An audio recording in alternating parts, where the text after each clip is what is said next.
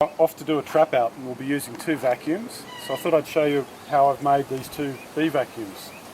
This one is a same size as an 8-frame box, and it's about 100mm deep, just whatever timber I had, closed at the bottom with mesh on the top, and an opening for a vacuum hose. So we go from our vacuum to the base, and then on top we put a regular 8-frame box with 3 or 4 frames of foundation in it. That gives them room to move and also somewhere to jump onto once they're vacuumed into the box. Then we've got a lid with an outlet or an inlet, and we tape that in place. And we'd normally put some tape all the way around here and maybe around there, but when the vacuum's going it sucks itself down onto it and holds it in position. And I'm using irrigation hose. This is a 50mm hose, and the advantage of that, we'd tape around here as well.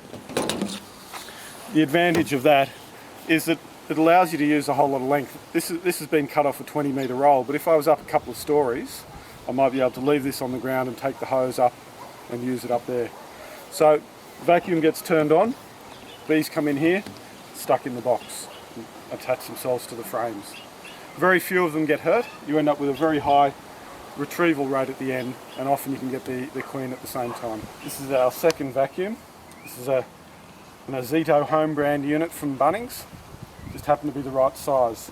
You remove the fan part, the motor part, and there's a bucket that fits exactly in there and seals. So you get a nice vacuum seal.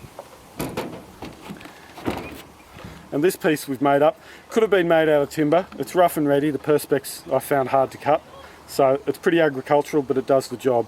The smaller section fits inside, the larger section fits on the outside, so it just sits on there and creates a nice seal.